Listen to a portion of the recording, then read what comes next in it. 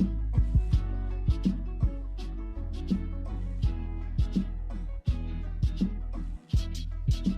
affordable. Welcome back. Well, we have a gentleman here, Dave Min, and he is running for Congress, meaning the 45th District. I'd like to welcome you, sir.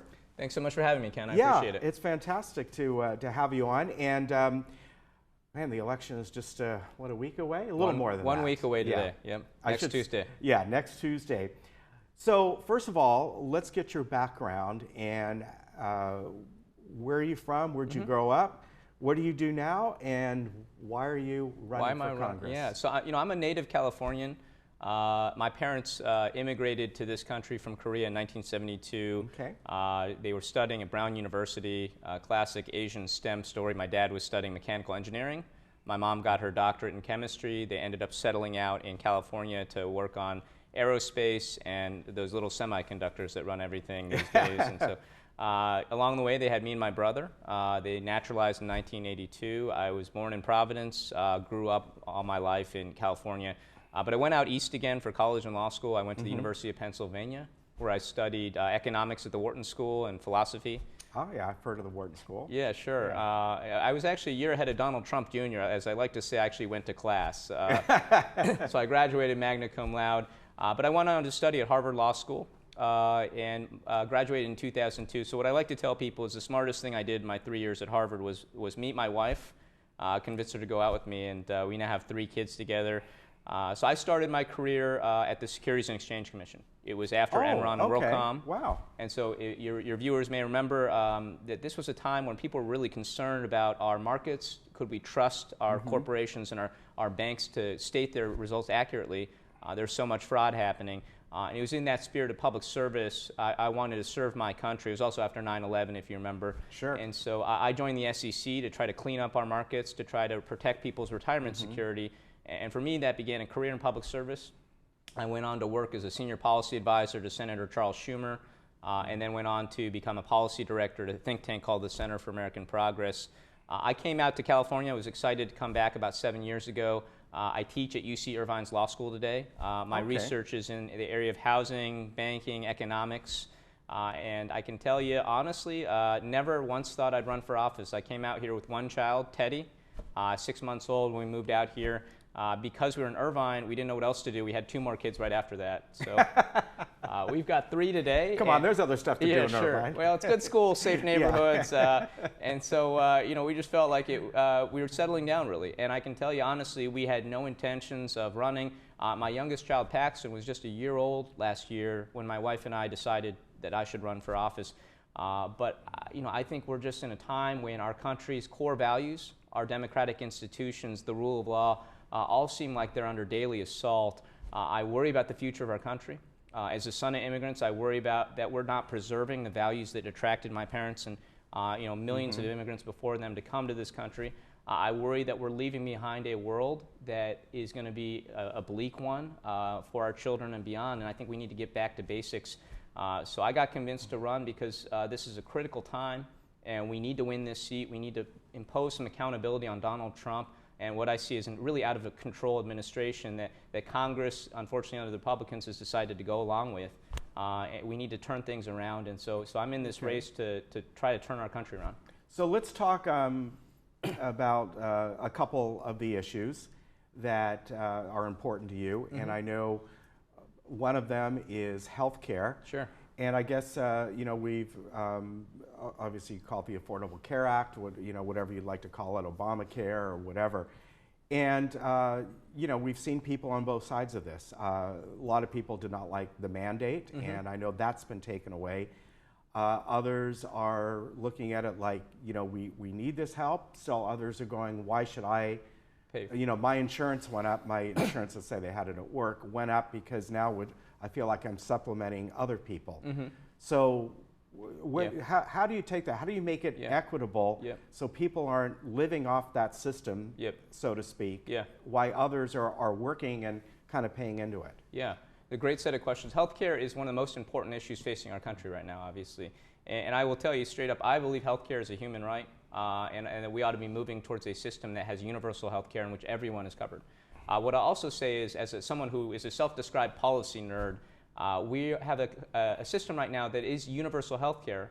It's just of the worst kind. People get covered in emergency rooms at the last minute. That's the most expensive type of care. It's also the least effective.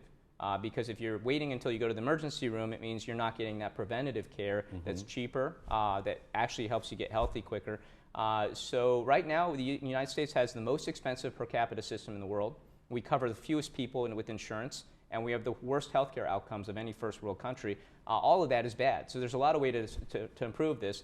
Now, what we saw under the ACA was that before the Trump administration and the Republicans started tampering with it, it was actually starting to work. It wasn't perfect, but it was bending the cost curve. It was leading to significant increases in coverage. But of course, a lot of what we've seen, whether it's denying the subsidies that help the ACA work, whether it was meddling around, allowing subprime, sort of short-term insurance plans to proliferate, we saw a lot of tampering with this by the Trump administration that's led to real problems.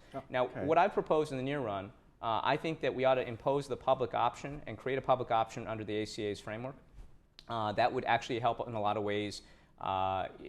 Medicare would be a natural public option. It would expand health care for a lot of people and provide a baseline good product for people that they could buy into at an affordable price, and it would create that pressure on private industry to match that. I think that would do a long ways towards doing that. We also need to allow Medicare to negotiate drug prices. With that's always been the underlying issue that a lot of feel maybe that should have been taken care of first when the Health Act was going to be happening or went through. It's like, what happened to all the talk about let's start with the drug prices first?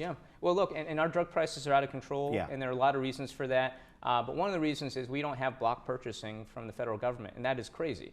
And that's the first thing we ought to be pushing for, is allowing Medicare to negotiate drug prices as a market actor, and that will create pressure on the prices downward. Now, what we shouldn't do in healthcare is what the Republicans and Mimi Walters, my opponent, are trying to do, which is the American Health Care Act, Trump Care, which would have actually slashed Medicaid, put serious pressure on Medicare, hurt many of the constituents here in this district, and really reduced the number of people covered, made health care worse. In a lot of ways, that was probably the worst plan I've ever seen as far as health care. It was poorly thought out, and it was just a big giveaway to the health insurance companies and the drug companies at the cost of millions of people's health care. Okay, we only got a couple minutes left. I'm going to let you pick your next subject. Sure. What do you feel is right after healthcare the most pertinent?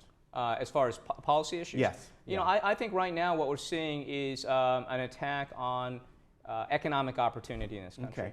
And whether that's a tax bill, whether it's healthcare, I think we've seen a lot of issues right now. And so the tax bill is at its core a giveaway to billionaire investors who need that money least. We have ample evidence that this type of trickle-down economics does not improve the economy. It makes it worse, whether that's in Latin America in the 80s and 90s, whether that's in Kansas and Louisiana more recently.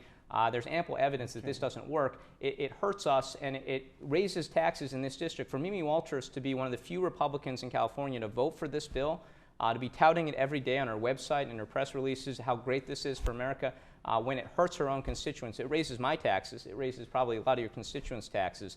That's crazy, especially when it's not for anything good other than to give away money to people who need it least. They are pulling up the ladder right now of economic opportunity. We need to get back to basics. So what I've proposed is something I call a dad agenda.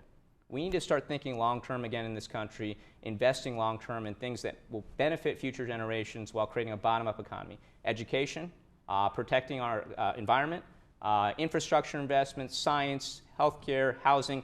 These are the types of things that have long-term value that markets don't necessarily invest in. We need to get back to that while being fiscally responsible. So I call it a dad agenda. The quote I like to use, the Greeks used to say, a society is truly great when they plant trees that they know they will never see. And we've gotten away from that in this country. All right. Thank you very much. We ran out of time, but I really appreciate you coming on. Thank you, Ken. I appreciate it. And if you want to find out more about Mr. Min, and the best way I always tell people, well, the website's easy, davemin.com, but for some reason, well, I was going to say just Google your name, but your name is your website, so that makes it easy, davemin.com. And please consider voting for me. I've been endorsed by the Democratic Party, dozens of local leaders, and I'm the local consensus candidate. We can beat Mimi Walters this coming November, but I need your vote before the primary on June 5th. All right, thank you, sir. Thank you, Ken. I appreciate it. Nice to meet you. We'll be right back. Yeah, I wish we had more time. Sorry about that.